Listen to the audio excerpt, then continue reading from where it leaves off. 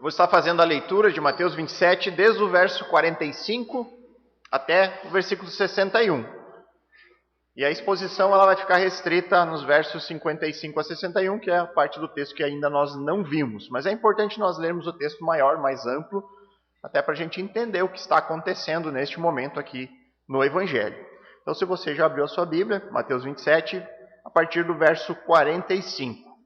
Diz assim a palavra do Senhor: a partir do meio-dia, houve trevas sobre toda a terra até as 3 horas da tarde. Por volta de 3 horas da tarde, Jesus clamou em alta voz, dizendo: Eli, Eli, lema sabachthani. Isso quer dizer: Deus meu, por que me desamparastes? Alguns dos que estavam ali, ouvindo isso, diziam: Ele chama por Elias. E logo um deles correu a buscar uma esponja, e tendo-a embebido em vinagre e colocado na ponta de um caniço, deu-lhe de beber. Os outros, porém, diziam: Espere, vejamos se Elias vem salvá-lo. E Jesus, clamando outra vez em alta voz, entregou o Espírito. Eis que o véu do santuário se rasgou em 2 partes, de alto a baixo. A terra tremeu e as rochas se partiram. Os túmulos se abriram e muitos corpos de santos já falecidos ressuscitaram. E saindo dos túmulos, depois da ressurreição de Jesus, entraram na cidade santa e apareceram a muitos. O centurião e os que com ele guardavam Jesus, vendo o terremoto e tudo o que se passava, ficaram possuídos de grande temor e disseram: verdadeiramente este era o Filho de Deus. Estavam ali muitas mulheres observando de longe. Eram as que vinham seguindo Jesus desde a Galiléia para o servir. Entre elas estavam Maria Madalena, Maria, mãe de Tiago e de José, e a mulher de Zebedeu. Ao cair da tarde, veio um homem rico de Arimateia chamado José, que era também discípulo de Jesus. Este foi até Pilatos e lhe pediu o corpo de Jesus. Então Pilatos mandou que o corpo lhe fosse entregue. E José, levando o corpo, envolveu-o num lençol limpo de linho e o depositou no seu túmulo novo, que ele tinha mandado abrir na rocha. E rolando uma grande pedra para a entrada do túmulo, foi embora. Estavam ali sentadas em frente do túmulo Maria Madalena e a outra Maria. Queridos, o texto que nós acabamos de ler narra a morte e o sepultamento de Jesus de Nazaré. Nós já vimos nas semanas anteriores tudo aquilo que aconteceu antes e durante o processo da crucificação até o exato momento da morte de Jesus. E depois, numa exposição subsequente, nós analisamos as consequências imediatas da morte do Filho de Deus. E hoje nós vamos focar aqui a nossa atenção nessa parte final do relato acerca do momento da crucificação de Jesus, que são os versos 55 e 56, e também veremos o sepultamento de Jesus Cristo. É uma narrativa, como vocês viram, bastante simples de tudo o que aconteceu neste momento, que é extremamente triste, nebuloso da história da humanidade, mas que traz para nós lições que são extremamente importantes. São lições importantes para nós como cristãos. E o meu objetivo aqui nessa manhã de domingo é primeiramente explicar a vocês, versículo a versículo, do que nós temos neste texto, e depois tentar tornar esse texto relevante a nós. Fazer com que esse texto seja significativo à nossa vida hoje. Eu vou aqui extrair 3 lições importantes por meio do texto para a nossa vida cristã. Então eu peço que você acompanhe a sua Bíblia, mantenha a sua Bíblia aberta. Alguém abre a porta lá para a irmã que ficou presa lá de fora. Queridos, acompanhe aí no versos 55 e 56. Diz assim o texto: estavam ali muitas mulheres observando de longe. Eram as que vinham seguindo Jesus desde a Galiléia para o servir. Entre elas estavam Maria Madalena, Maria, mãe de Tiago e de José, e a mulher de Zebedeu. Então esses 2 versículos, eles vão encerrar o texto que narra o momento imediato da morte de Jesus e daqueles eventos que ocorrem logo depois da sua morte. Nós vimos lá o véu sendo rasgado, nós vimos que aconteceu um terremoto naquela região, rochas se partiram, túmulos se abriram, né? Pessoas ressuscitaram ali. Nós vimos na semana passada com um evento grandioso da morte do filho. Nós vimos os soldados romanos aterrorizados com tudo que eles estavam vendo e concluindo, evidentemente, logicamente, por meio daquilo que eles observaram, que Jesus de Nazaré não era um homem qualquer, não era um preso qualquer que estava sendo executado, mas ele era verdadeiramente o Filho de Deus. Ele era realmente o Messias esperado pela nação de Israel. E Mateus nos conta que, vendo tudo isso, um pouco mais afastadas do local dos eventos, estava ali um grupo de mulheres. Essas mulheres, elas são as últimas testemunhas dos acontecimentos da cruz, e elas também serão as primeiras testemunhas dos eventos que ainda vão ocorrer no sepulcro, que ainda vão ocorrer no túmulo de Jesus. Nós somos aqui informados por meio do texto que essas mulheres, elas seguiam Jesus desde a Galileia. Portanto, elas estavam por perto de Jesus antes mesmo da sua chegada em Jerusalém. Elas viajaram ali junto com Jesus e faziam isso com o intuito de servir a Cristo, de atender Jesus nas suas necessidades. Além disso, é notável aqui o fato de que, com exceção do apóstolo João, nós não temos nenhum dos outros discípulos que pertenciam ao grupo dos 12 presentes no Calvário. Nós não vemos nenhum dos apóstolos aqui presentes nos eventos da crucificação, mas essas mulheres estavam ali. Essas mulheres manifestaram uma coragem que nós não vimos no grupo dos 12. Nós não vemos nos apóstolos. Elas permaneceram ali, mesmo correndo alguns riscos, mesmo que estando um pouco distantes, mas elas estavam ali, presenciando tudo isso. Depois, seguindo no texto, nós vemos que os versos 57 e 58 nos contam que, ao cair da tarde, veio um homem rico de Arimateia, chamado José, que era também discípulo de Jesus. Este foi até Pilatos e lhe pediu o corpo de Cristo. Então Pilatos mandou que o corpo lhe fosse entregue.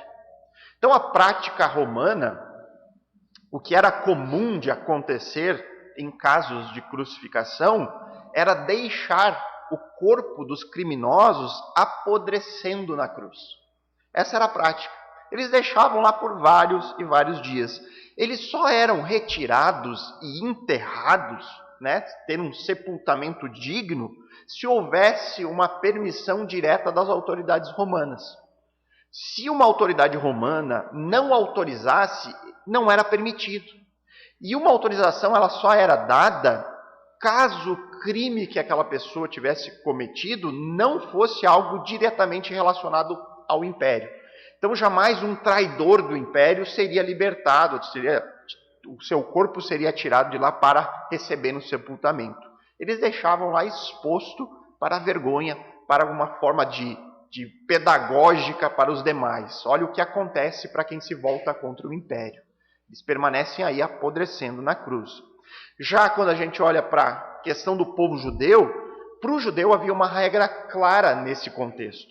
Havia uma lei que é encontrada no texto de Deuteronômio, capítulo 21, verso 22 e 23, que diz expressamente: se alguém tiver cometido um pecado que é passível de pena de morte, e tiver sido morto, e vocês o pendurarem no madeiro, o seu cadáver não deve permanecer no madeiro durante a noite.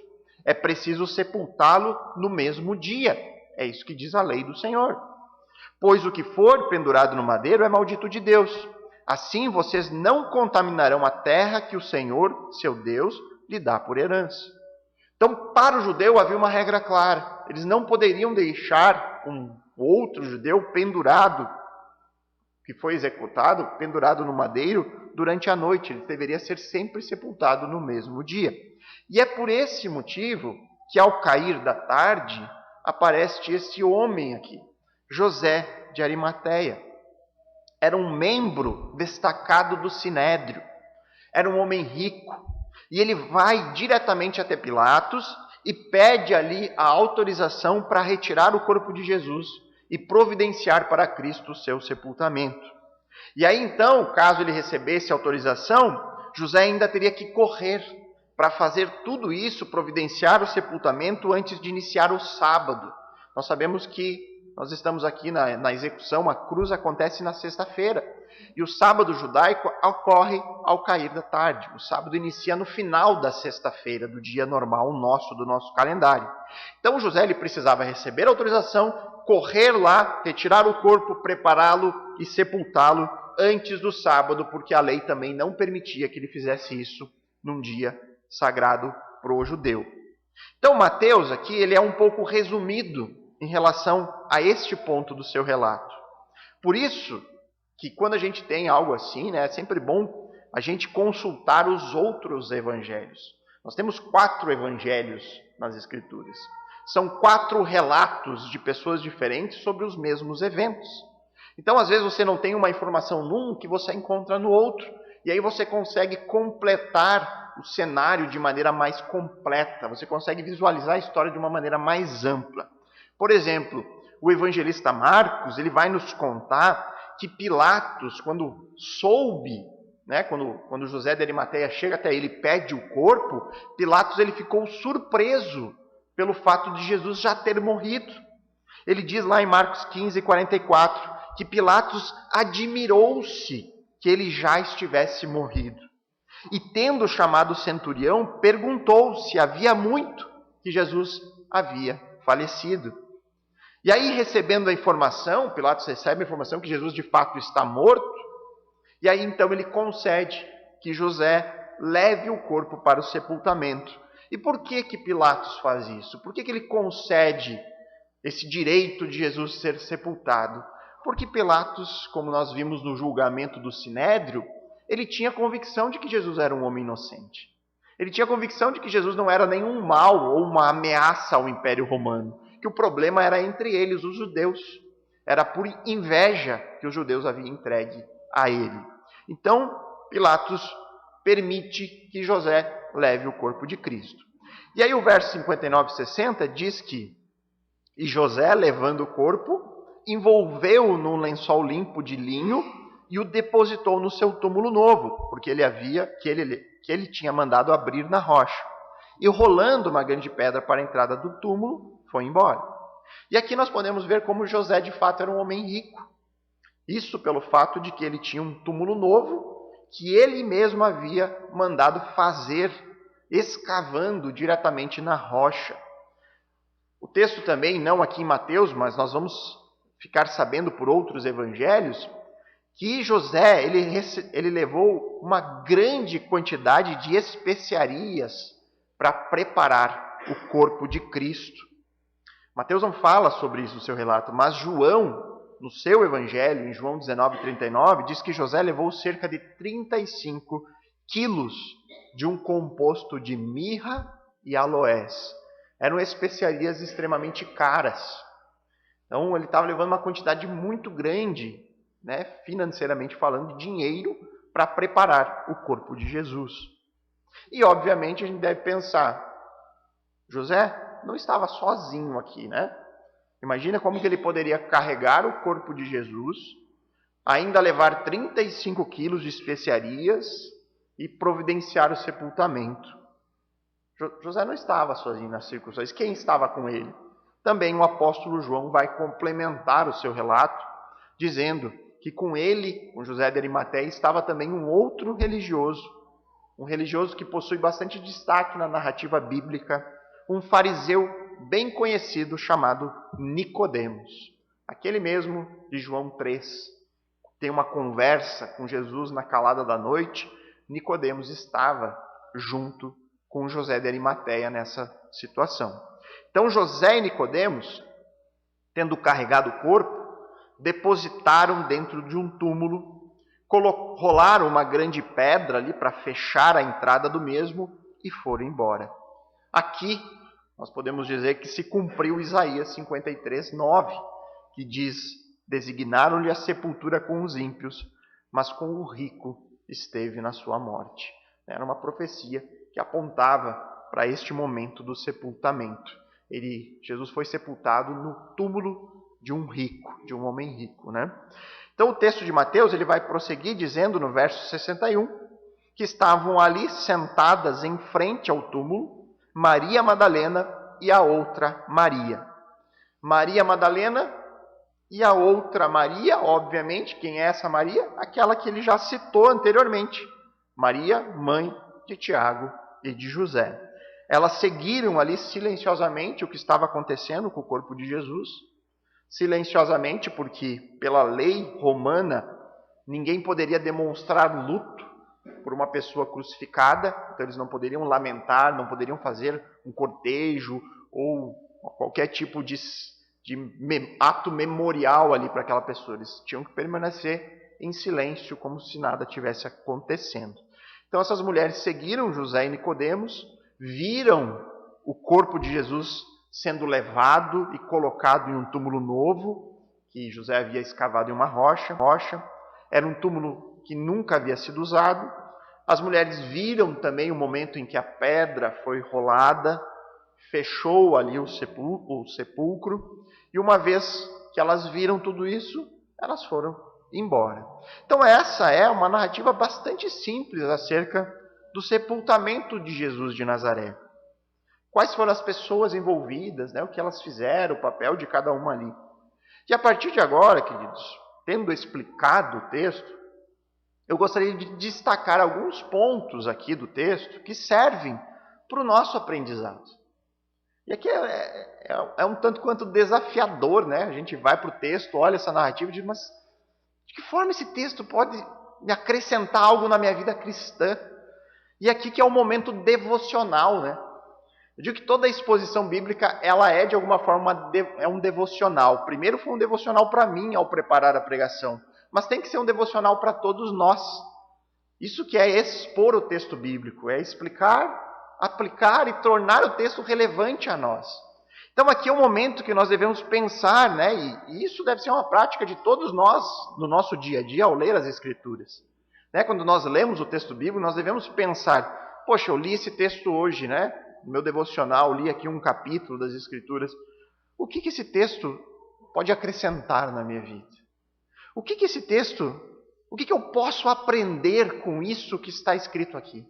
Nós devemos nos perguntar, nós devemos nos questionar quando nós fazemos nossas leituras. O que eu posso aprender com essa narrativa?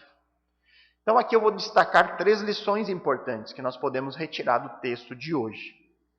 A primeira lição que nós podemos retirar fala sobre as evidências da confiabilidade bíblica. O texto aqui nos mostra que a Bíblia é um livro confiável. E isso é muito importante. Nós somos o povo do livro. Nós seguimos as Escrituras. Nós usamos a Bíblia como a nossa regra de fé e de prática. Ou seja, tudo aquilo que eu faço na minha vida eu tenho que buscar direcionamento bíblico. E tudo aquilo que eu faço no campo religioso, e aqui eu não quero que entendam errado a palavra religião, mas na ideia do meu relacionamento com Deus, eu tenho que ter base bíblica. Por que eu oro? Porque a Bíblia diz que eu devo orar. Por que eu estou unido em uma congregação e frequento uma igreja? Porque a Bíblia diz que eu devo fazer isso. Tudo na nossa vida cristã deve ser baseada com as Escrituras. E se eu tenho um relacionamento tão profundo com esse livro, eu preciso, no mínimo, crer que ele é um livro confiável. Como é que você vai seguir um livro que você não acredita ou que você tem dúvidas acerca dele, acerca da sua veracidade? Como seria para nós?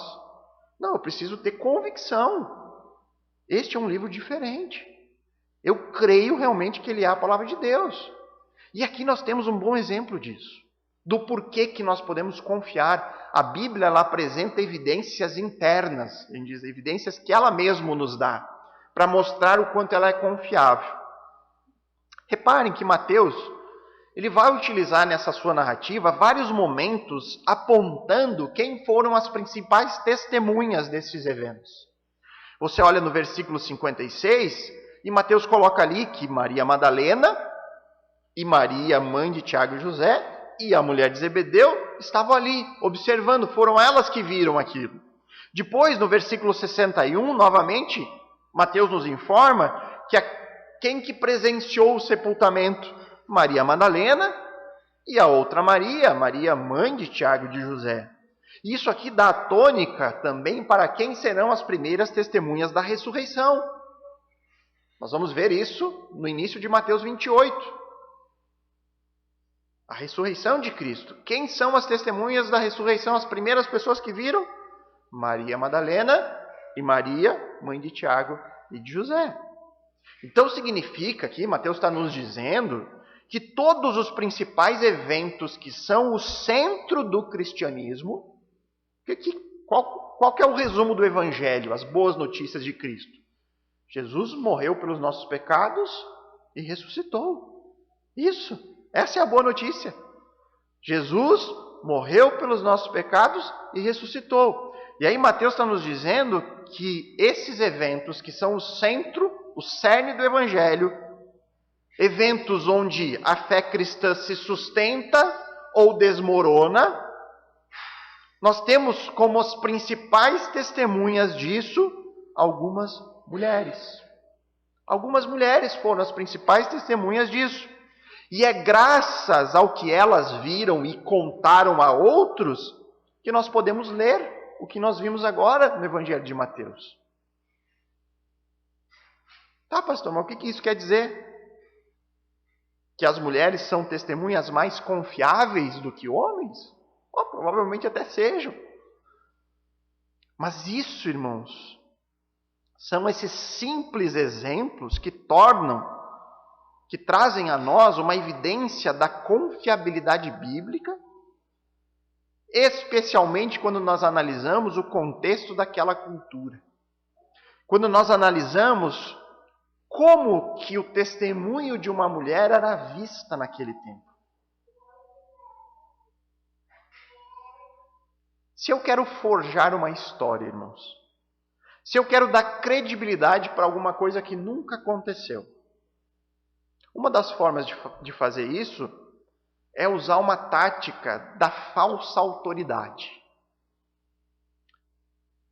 Eu quero contar uma mentira. Eu quero fazer com que essa mentira se torne crível aos outros. Eu conto a história mentirosa e coloco na história uma pessoa que é bem vista pelos outros. De preferência, uma pessoa que tem algum tipo de autoridade reconhecida como se fosse uma testemunha daquele evento. Eu vou dar um exemplo fictício aqui. Eu chego para alguém e digo: sabia que existe vida inteligente fora da Terra? Ah, é? Verdade? Sim. A NASA já comprovou isso. O que eu fiz nessa afirmação? Eu usei a falácia da falsa autoridade. Eu tento convencer a pessoa de algo usando uma entidade, uma pessoa, uma agência como fonte de autoridade. Eu tento dar credibilidade ao que eu estou dizendo por meio da autoridade de outro. Conseguiram entender a lógica? Tal coisa aconteceu. Fulano estava lá e viu. Você traz uma pessoa de peso para dar credibilidade para a história, mas você não tem como confirmar isso. Você não tem como saber se aquilo é de fato verdade. Você não esteve lá. Então vamos supor que Jesus, ele não morreu. Ele não foi sepultado. Ou ainda mais especificamente, Jesus não ressuscitou. Então Mateus aqui ele está escrevendo o relato de algo que nunca aconteceu. Mateus está tentando nos convencer de uma mentira. Mateus sabe, estamos aqui supondo, Mateus sabe que Jesus não ressuscitou. Ele tenta nos convencer disso, de que Jesus ressuscitou, mas ele sabe que não aconteceu. E ele faz isso usando no seu relato o peso da autoridade do testemunho de Maria Madalena e de uma outra Maria. O apóstolo estaria aqui, nesse caso, usando esse mesmo recurso falacioso? Ele está usando uma falsa autoridade? Não, ele está usando o testemunho de duas mulheres, Maria Madalena, que era mal vista entre o seu povo, e uma outra Maria, 2 mulheres. Muito pelo contrário, queridos, se Mateus quisesse nos convencer, ele poderia simplesmente nos convencer de uma mentira, ele poderia simplesmente ter dito que José de Arimateia e Nicodemos, 2 homens respeitáveis, foram eles as testemunhas dos ocorridos. Foram eles, só eles viram. Mas ele não faz isso. Mateus ele coloca 2 mulheres testemunhando todos esses eventos. E sabe por que Mateus faz isso? Porque foi assim que aconteceu. Ele está contando apenas aquilo que aconteceu de fato. E por mais que a Bíblia, irmãos, trate a mulher sempre tendo o mesmo e o exato valor do homem, ambos são a imagem e semelhança de Deus. Biblicamente, a única diferença de homem e de mulher está na sua função, jamais no seu valor. Mesmo assim, quando nós vamos para a cultura judaica do primeiro século, eles impunham várias restrições às mulheres. Por exemplo, se alguém fosse acusado de um crime, para alguém ser acusado naquele tempo de um crime, você precisaria ter de pelo menos 2 testemunhas. 2 testemunhas que viram o que aconteceu e falassem, relatassem o crime. Os judeus não aceitavam o testemunho de uma mulher. Teriam que ser 2 testemunhas, 2 homens. Inclusive tem um livro, muito bom por sinal, chamado Manual dos Tempos e Costumes Bíblicos. Esse livro é de um autor chamado William Coleman. E ele conta no livro que no primeiro século, os judeus eles tinham uma oração muito conhecida, na qual o judeu agradecia a Deus por não ter nascido mulher. Era assim que eles viam as mulheres. Jesus vem e quebra com isso. Jesus vem e quebra com essa ideia. Ele mostra que a mulher tem tanto valor quanto o homem, porque ambos são a imagem e semelhança do Senhor. No ministério de Jesus, nós vemos mulher servindo, estando perto dele, fazendo parte do grupo. Jesus mantinha amizade com mulheres, amizades próximas, com Marta, Maria. Entrou na casa delas várias vezes, conversava com elas. Nós vemos que Jesus teve, inclusive, uma longa conversa com uma mulher samaritana. Algo que era escandaloso para os judeus do seu tempo. Se a Bíblia fosse um registro forjado de eventos que nunca aconteceram, não seria nada inteligente por parte dos autores narrar Jesus naquelas situações, conversando com outras mulheres, estando ali com elas. Especialmente não seria nada inteligente colocar aqui como testemunha dos eventos mais importantes da fé cristã um grupo de mulheres. Isso só demonstra que o registro bíblico não se preocupa com a aparência. O registro bíblico não se preocupa com a opinião dos outros. O registro bíblico apenas narra aquilo que aconteceu. Nós podemos somar aqui nesse raciocínio a maneira como os próprios apóstolos são descritos. Se nós pegarmos todo o registro de Mateus, nós temos acompanhado aqui, desde lá do primeiro capítulo, do primeiro versículo, como que o Evangelho de Mateus demonstra os apóstolos. Mateus era um apóstolo. Mateus fazia parte do grupo. E como que ele mesmo descreve este grupo do qual ele fazia parte? Nós vimos aqui ao longo da exposição, os apóstolos são relatados nos evangelhos como um grupo de homens imaturos, que tinham grandes dificuldades para aprender, que foram repreendidos várias vezes, exortados, corrigidos, um grupo do qual Jesus chama de homens de pequena fé. Mateus está escrevendo o registro de si mesmo, e ele não se preocupa em dizer isso.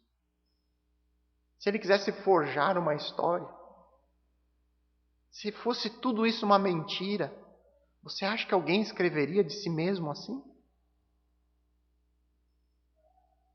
A verdade é que a Bíblia, ela jamais esconde as falhas de caráter, os pecados dos seus maiores heróis, dos seus grandes personagens. Pegue desde Adão, passe pelos patriarcas. Pegue Abraão, o pai dos judeus. Olhe a vida dele. Mentiu sobre a sua esposa. Cheio de problemas, cheio de falhas de caráter, cometendo pecados. Pega o período dos juízes. Analise a vida daqueles homens.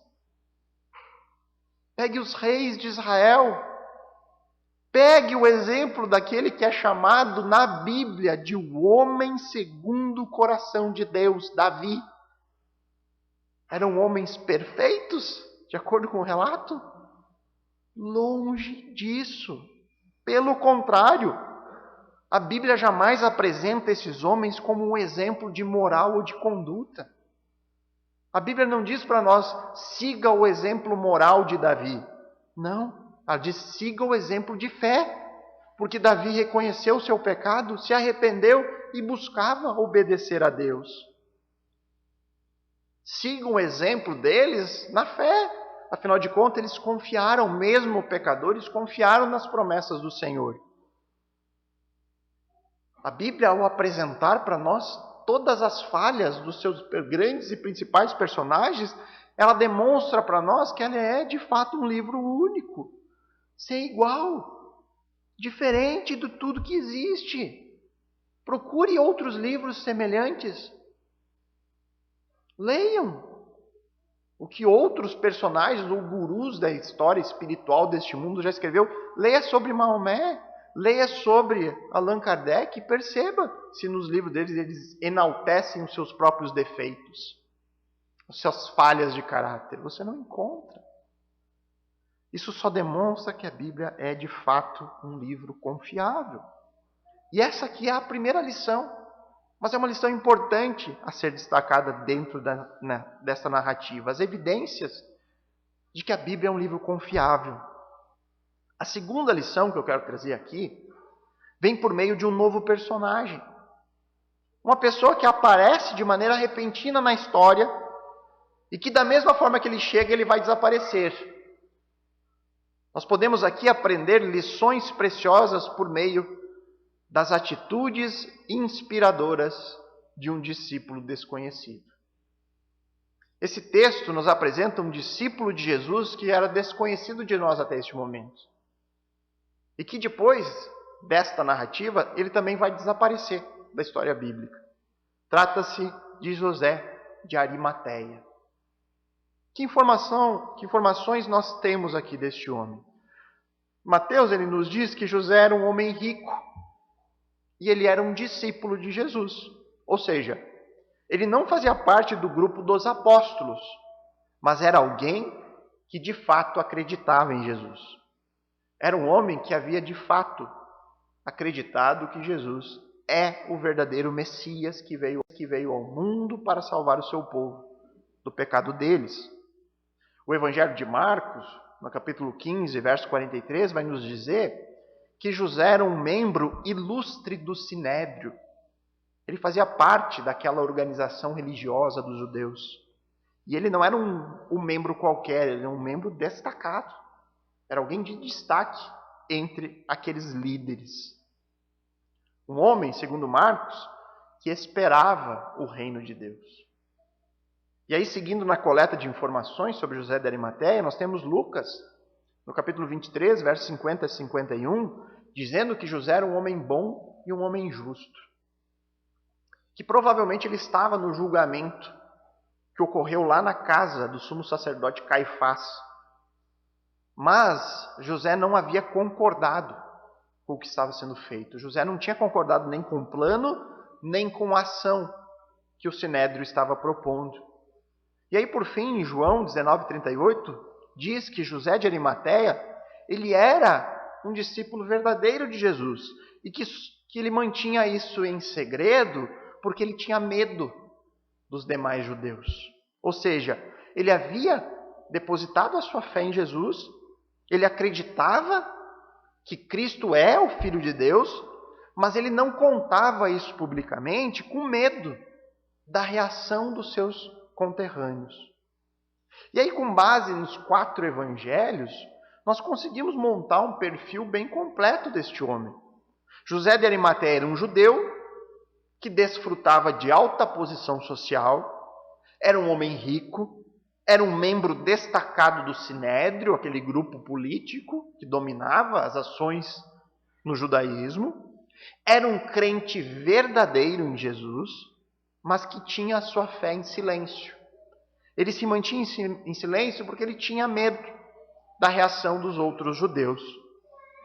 José ele teve um papel importantíssimo neste momento da história. Eu quero destacar isso aqui para vocês. Pense só, irmãos. Tendo Jesus sido crucificado, o seu corpo, de acordo com a norma do Império Romano, daquilo que seria feito normalmente em uma circunstância comum, o corpo de Cristo estava destinado a ser retirado da cruz e jogado para ser queimado no vale de Inom. Era isso que aconteceria. O corpo de Jesus ia ficar lá apodrecendo até o momento que eles iam tirar e jogar no vale com outros corpos onde aquilo pegava fogo sem fim, né? Era um depósito de lixo. Era isso que aconteceria com Cristo. E aí a gente pensa nos pormenores dessa história, nos detalhes. Olha só o cuidado de Deus.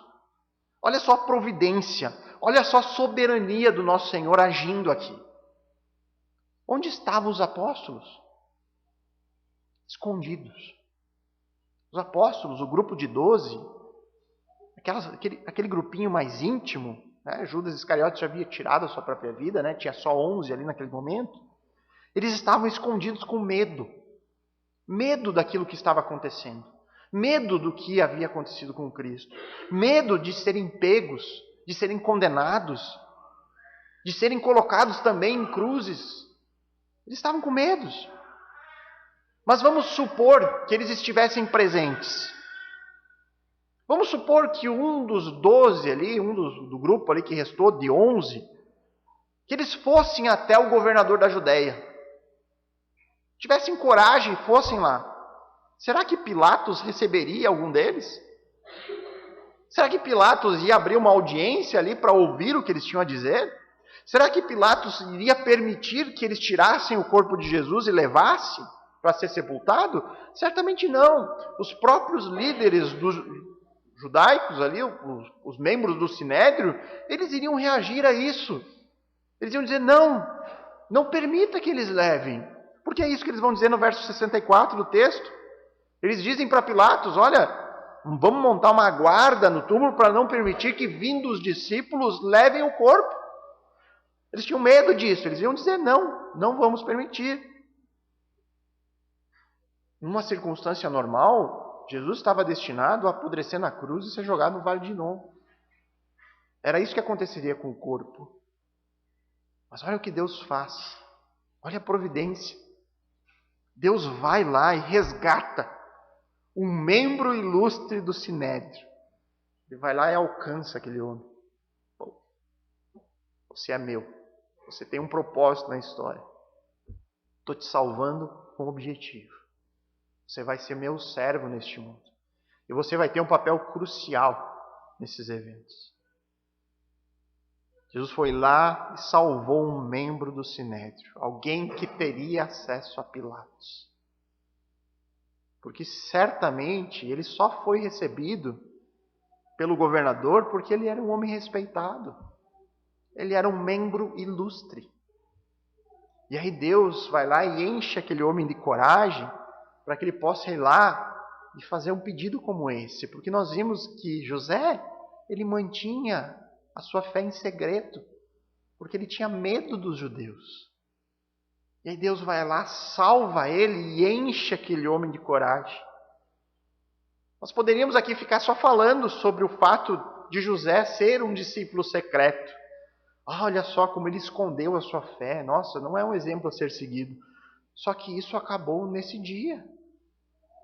Ele tinha sim medo, mas ele não permitiu que o medo impedisse de fazer aquilo que ele deveria ter feito. O segredo acerca da sua fé no Jesus, Messias, acabou aqui. Acabou aqui. E aí não tem como a gente não ficar comparando com a nossa própria vida. Eu fui diretamente fazer uma comparação.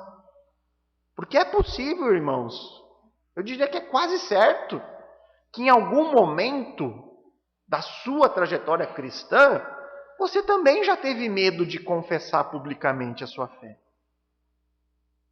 Eu já tive, continuo tendo, vários momentos. E, irmãos, eu digo, isso faz de você um ser humano. Você tem medo? Você é um ser humano. Todos nós temos medos. Isso é natural. O problema está quando o medo me impede de fazer aquilo pelo qual eu fui chamado por Deus. Esse é o problema. Eu tenho medo todo domingo quando eu subo aqui na frente. Todo domingo eu tenho medo de falar em público. Eu tenho medo de me embananar com as minhas palavras. Eu tenho medo de perder o raciocínio no meio da pregação.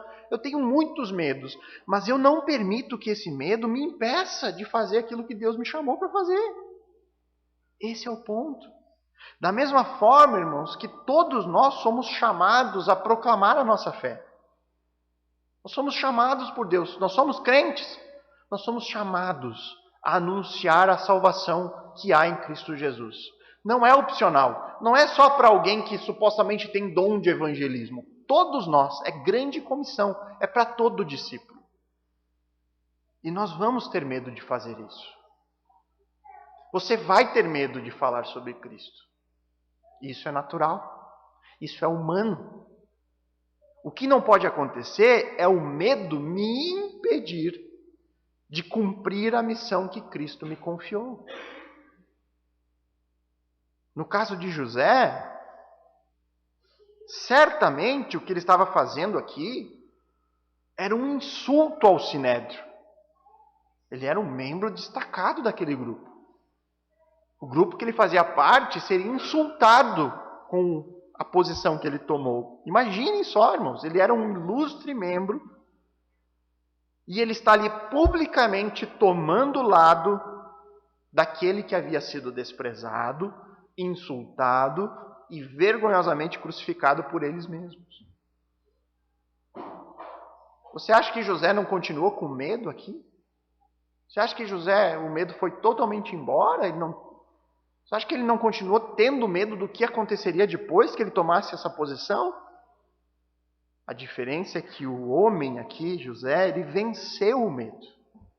E ele fez o que Deus esperava que ele fizesse pelo seu Senhor e Salvador. José foi lá, pediu o corpo, recebeu, ele saiu de lá, retirou o corpo de Jesus. Ele comprou um pano de linho fino, foi até a cruz acompanhado de Nicodemos, que é outro fariseu e também membro destacado do Sinédrio. Trouxeram junto ali quase 40 quilos de uma mistura de especiarias, de um valor difícil até de calcular. E nisso também nós vemos o elevado conceito que ambos tinham do Senhor Jesus. Eles não se apegaram ali à própria riqueza. Eles deram o que tinham de melhor ali, o que eles podiam adquirir de melhor para preparar o corpo do seu Salvador para a sepultura. Até aqui eles haviam ocultado o seu amor pelo Mestre, mas agora manifestaram publicamente a todos. E aí o sepultamento do Messias ocorre sem pompas, sem cerimônias. Imaginem só, irmãos, quando uma grande celebridade morre.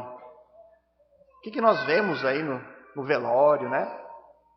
Comoção, filas e filas, multidões de pessoas nas ruas. Não é isso que a gente vê? O Deus veio entre nós. O Deus Todo-Poderoso, Criador do céu e da terra. Ele veio em forma humana, morreu e foi sepultado sem nenhuma pompa ou sem nenhuma cerimônia. Nem sequer os seus amigos e familiares se fizeram presentes. Os seus discípulos, as outras pessoas que acompanharam Jesus durante o sucesso do seu ministério, que sempre estiveram junto com Jesus nos momentos onde Jesus realizava muitos milagres, curava. multiplicava o alimento.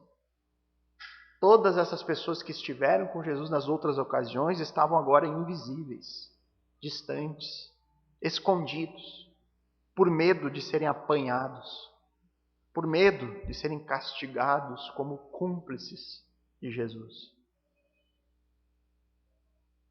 José de Arimateia, ele não é nem mais mencionado na Bíblia.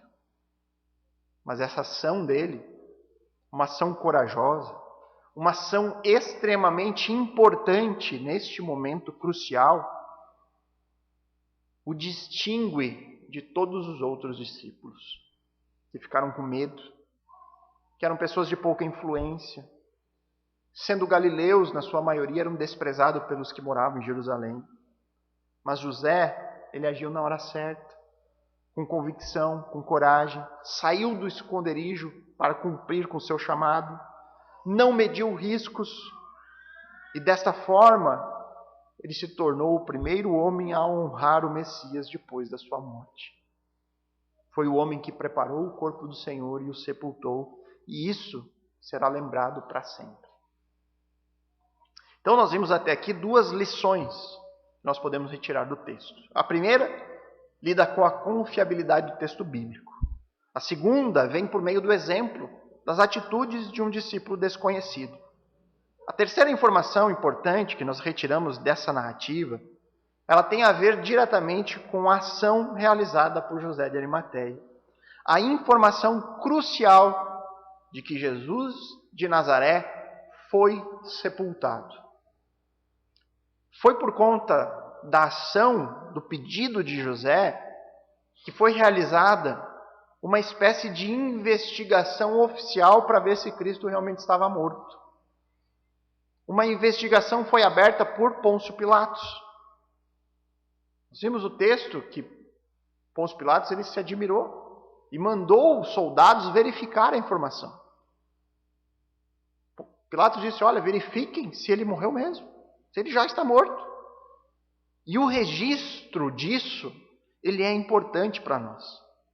É importante que isso acontecesse. E Deus usou também José de Arimateia nesse propósito. E por que é importante? Por que é importante nós termos a certeza de que Jesus morreu e foi sepultado? Porque sem a morte do Filho de Deus, não há pagamento pelo nosso resgate. Não há sacrifício expiatório. Não há perdão para nós. Jesus tem que morrer. A sua morte é importante para nós. Mas além disso, sem morte, sem sepultamento, não há ressurreição.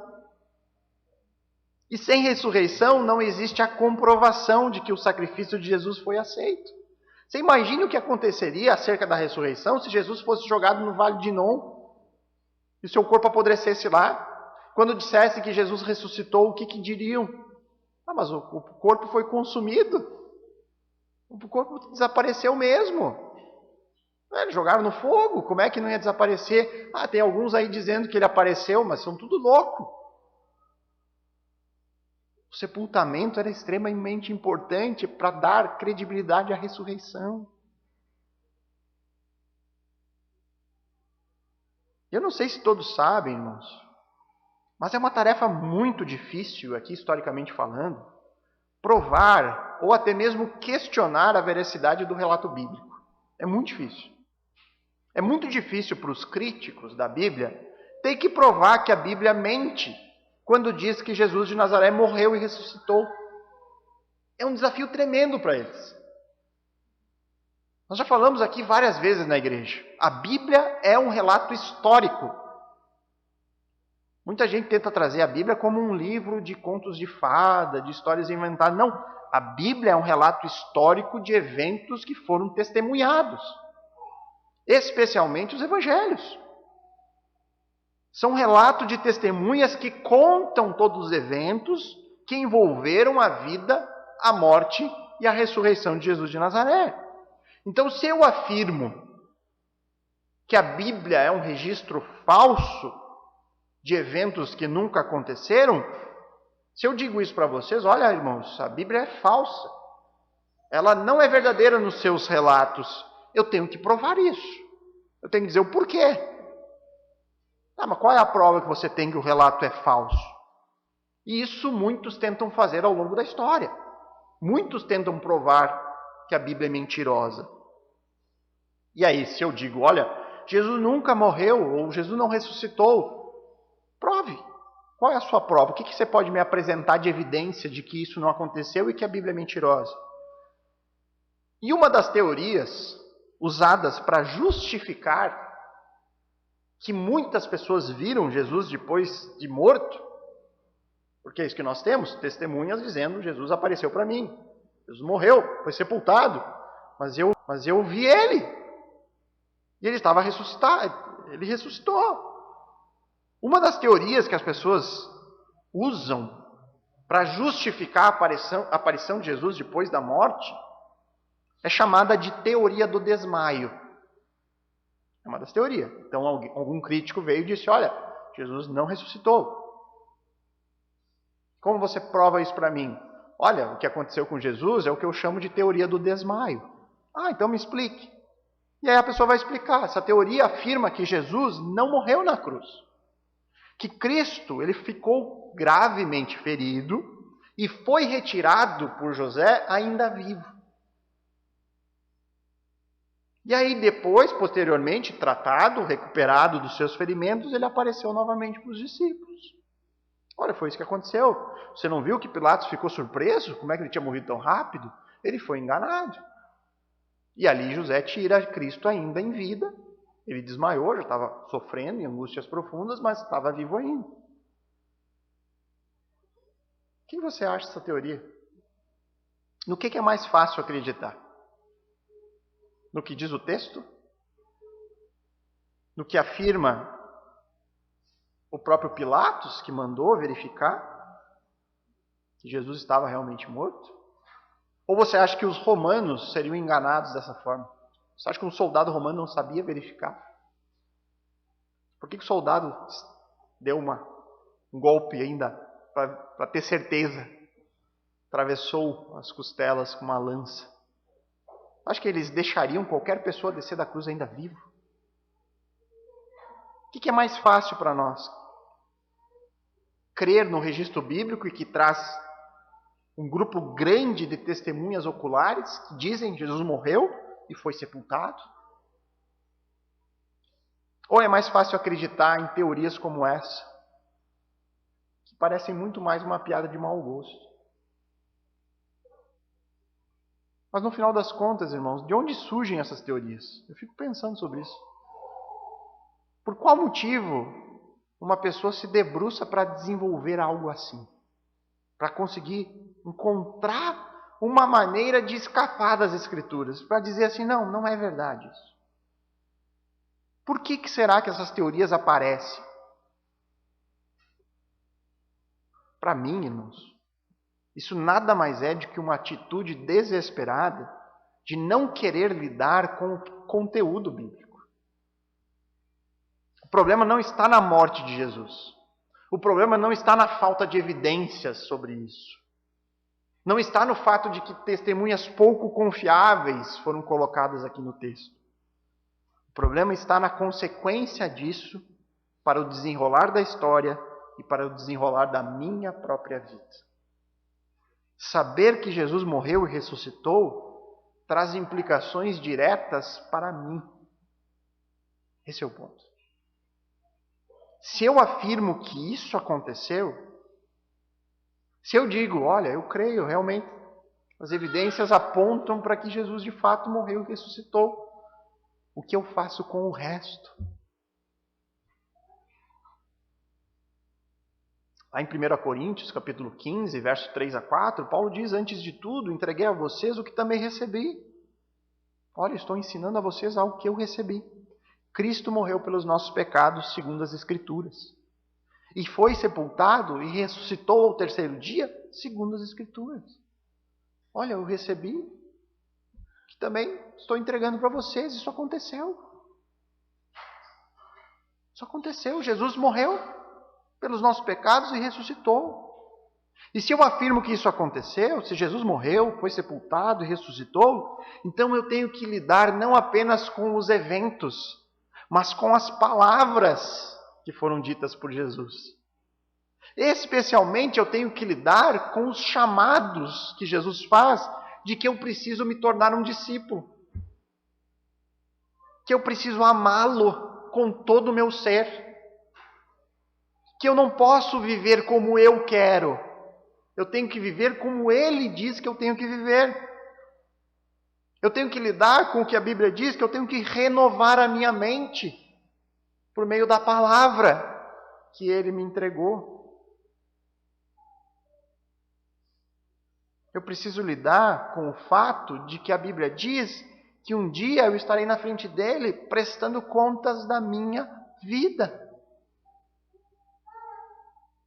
E é neste momento, quando a Bíblia exige esse nível de compromisso, o compromisso do discipulado, essa exclusividade, que eu preciso seguir um caminho determinado por ela, é neste momento que o homem natural, pecador, ele vai dizer, não, isso não pode ser verdade.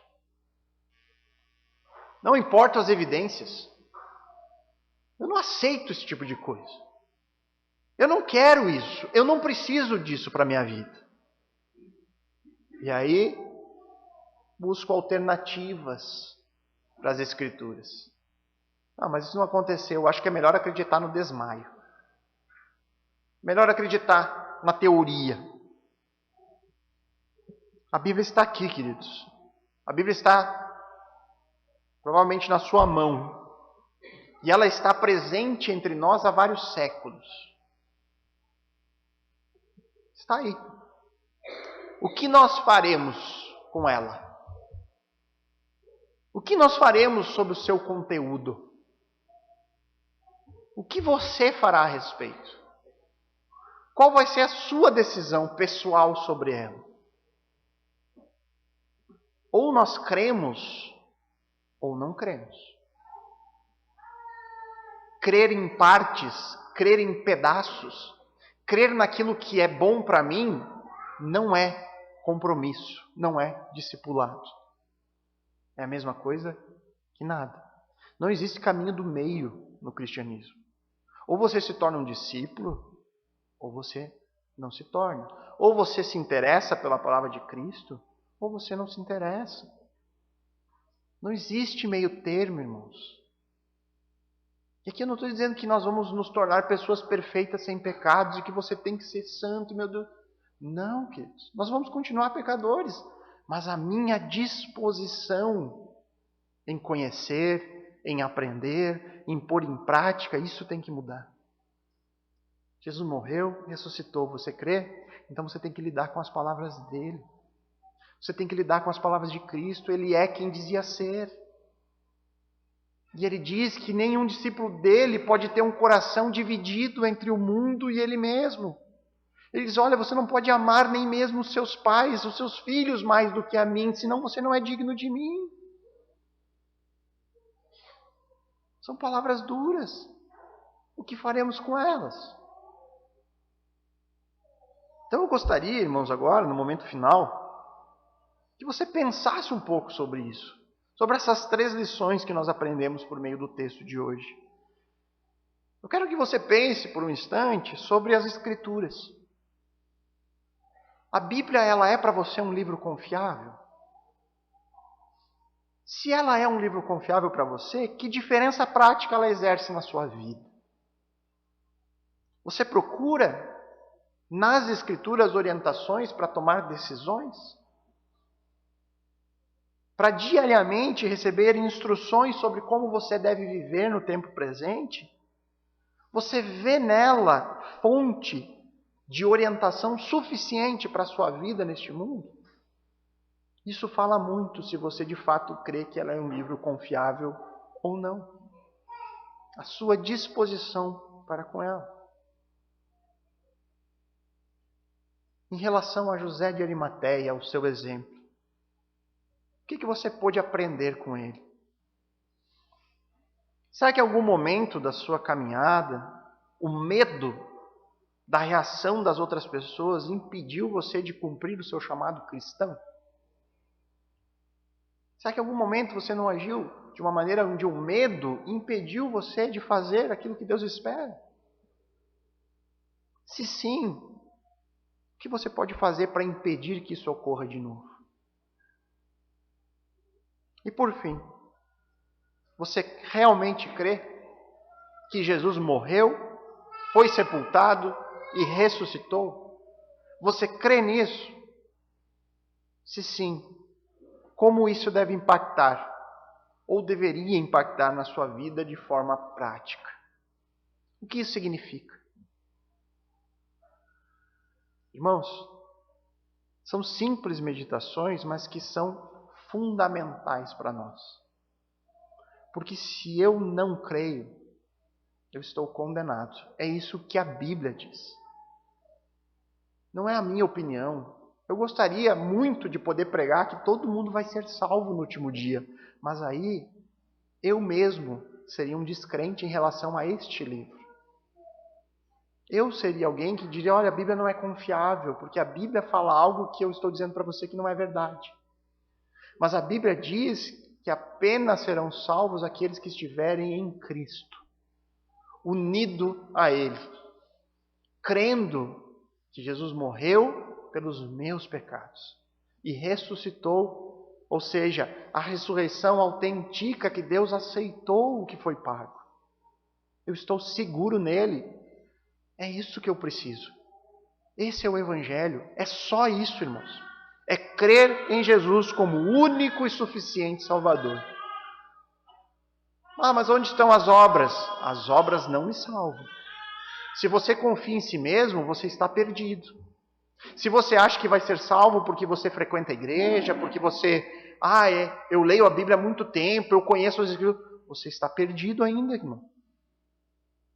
É unicamente a fé em Cristo que lhe salva. As obras são apenas a evidência de que de fato você crê. De que de fato você acreditou que essa Bíblia é um livro confiável. E aí então você tem tentado viver de acordo com ela. Tentado colocar em prática aquilo que Jesus mesmo ensinou. É apenas a evidência mais segura que você pode tranquilizar o seu coração. Eu de fato creio. Não me tornei uma pessoa perfeita, mas eu olho para mim há 1 ano atrás, há 2 anos atrás, e vejo o quanto eu cresci, o quanto eu conheci das Escrituras, o quanto eu tenho conseguido, de alguma forma, vencer algumas lutas que para mim antes eu não conseguia. E aí então nós podemos seguir, confiando que o Senhor nunca vai nos desamparar. E aí então tentar cumprir com o chamado que Ele tem para mim neste mundo. Tentar encontrar, Senhor, me usa aqui. O Senhor não me levou ainda, o Senhor não me resgatou deste mundo mal. Eu desejo isso, eu quero que isso aconteça o quanto antes. Mas enquanto eu estou aqui, me usa para os teus fins, que outras pessoas possam crer como hoje eu creio. Me ajuda a levar o teu nome, a ter coragem, a servir com o teu propósito, assim como José serviu. Senhor, me ajuda nessa caminhada. É isso que devemos fazer como discípulos, queridos. Crer no Evangelho. Confiar apenas nele. Se alguém um dia te perguntar, você é salvo? Você vai para o céu? Encha a boca e diga, eu vou para o céu. Eu sou salvo, porque não depende de mim. Depende daquilo que Cristo fez por mim. E a partir disso, hoje, eu tento viver uma novidade de vida. Eu tento ser um servo útil a Deus no tempo presente. Eu tento ser um bom discípulo. Eu tento fazer algo para Ele, para a sua honra, para a sua glória. Eu desejo um dia de estar diante do Senhor e ouvir aquela palavra que todo crente deveria ouvir. Muito bem, servo bom e fiel. Ou está muito contente em chegar ao céu. Ou está muito contente de apenas estar lá. Mas imagina ouvir do Senhor, muito bem. Você foi um servo bom. Você foi um servo fiel. Que Deus nos ajude, irmãos. Vamos orar.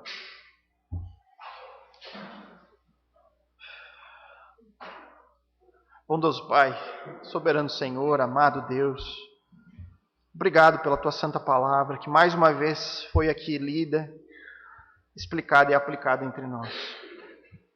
Palavra que muitas vezes nos traz mensagens que são duras. Nos traz palavras que nós temos dificuldades para lidar. Mas por outro lado, nós temos nessa mesma palavra a única mensagem capaz de me salvar. A mensagem de que Jesus, a segunda pessoa da Trindade, veio a este mundo, andou entre nós, Deus que se fez carne, morreu pelos nossos pecados, foi crucificado, sepultado e ressuscitou. Obrigado, Pai. Obrigado pela essa obra maravilhosa que nós jamais conseguiríamos. Obrigado porque a salvação vem por meio da graça do Senhor. Favor imerecido. Obrigado porque não depende de mim. Porque se dependesse eu estaria perdido para sempre. Senhor, alcança o nosso coração aqui, Senhor. Alcança o coração de cada um. Com a Tua graça, com a Tua misericórdia. E que possamos de fato crer com todo o coração, com toda a nossa alma, com toda a nossa força, com todo o nosso entendimento. E aí então, Senhor, buscar viver de acordo com o verdadeiro discípulo, sendo luz neste mundo, proclamando a mesma salvação que um dia nos alcançou. Nós sabemos das dificuldades, sabemos dos desafios, sabemos que não é fácil, Pai. Todos os dias são dias de luta para nós. Mas nós podemos confiar que o Senhor estará do lado dos seus discípulos, sustentando, confortando, levantando, todos os dias até o fim. Até o momento em que nos encontraremos com o Senhor nos ares e estaremos contigo eternamente. Graças te damos, Senhor. Obrigado, Pai, em nome de Cristo oramos. Amém.